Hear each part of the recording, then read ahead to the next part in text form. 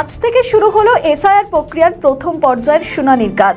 আর এই নিয়ে এবার সাংবাদিক সম্মেলন করলেন অভিষেক বন্দ্যোপাধ্যায়। তিনি বলেন, যে কাজ করতে গেলে কমপক্ষে 2 বছর সময় লাগে সেটা গায়ের জোরে 3 মাসে সম্পন্ন করতে চাইছে নির্বাচন কমিশন। পরিকল্পনার অভাবের জন্য রাজ্যে প্রাণ গিয়েছে বহু মানুষের।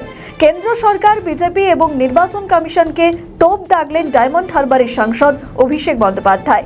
শুনুন তার বক্তব্য।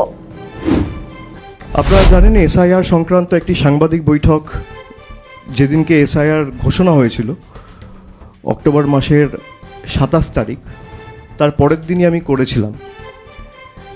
এবং এসআইআর নিয়ে আমাদের দলের পক্ষ থেকে আমাদের স্ট্যান্ড সহ যে সমস্যাগুলো তৈরি হতে পারে আগামী দিনে, সেগুলো আমরা আগে থেকে ফ্ল্যাগ করেছিলাম। সংবাদ মাধ্যমের বন্ধুরা এবং প্রতিনিধিরা সেই সাংবাদিক বৈঠকে ছিলেন এবং যেটা আমরা আশঙ্কা করছিলাম, গত 2 মাসে আমরা দেখেছি সাধারণ মানুষ থেকে শুরু করে যারা এসআইআরের কাজ করছে, বিশেষ করে বিএলওরা, তারা অনেকে এই অপরিকল্পিত, আনঅর্গানাইজড, আনপ্ল্যান্ড যে এসআইআর হঠাৎ করে ঘোষণা করে দেওয়া হয়েছে, যেখানে একটা এক্সারসাইজ সম্পূর্ণ করতে সাধারণত 2 বছর সময় লাগে, সেটা গায়ের জোরে 2 থেকে 3 মাসের মধ্যে কমপ্লিট করার যে একটা জোর জবরদস্তি এবং গাজোয়ারি মানসিকতা, তার প্রতিফলন আমরা লক্ষ্য করেছি বিগত 2 মাস ধরে।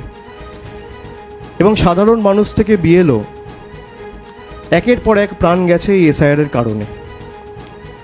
এমনকি যে ইলেকশন কমিশন বিএলওদের অ্যাপয়েন্ট করেছে, বিএলওরা অ্যাপয়েন্টেড বাই ইলেকশন কমিশন, এদেরকে রাজ্য সরকার অ্যাপয়েন্ট করেনি, কোনো রাজনৈতিক দল অ্যাপয়েন্ট করেনি। এখনও পর্যন্ত সাধারণ মানুষের ক্ষেত্রে আমরা দেখেছি প্রায় 51টা ঘটনা রয়েছে যেখানে সাধারণ মানুষ এসআইআরের আতঙ্কে এবং এনআরসির আতঙ্কে আত্মঘাতী হয়েছেন। তার মধ্যে 45 জন প্রাণ হারিয়েছেন এবং 6 জন এখনও হাসপাতালে রয়েছেন, যাদের ট্রিটমেন্ট চলছে। আমাদের ভিডিও ভালো লাগলে লাইক ও শেয়ার করুন। কমেন্ট সেকশনে আপনাদের মতামত জানান। আরও ভিডিও পেতে আমাদের চ্যানেলটিকে সাবস্ক্রাইব করুন এবং প্রতি মুহূর্তে খবরের আপডেট পেতে প্রেস করুন বেল আইকন।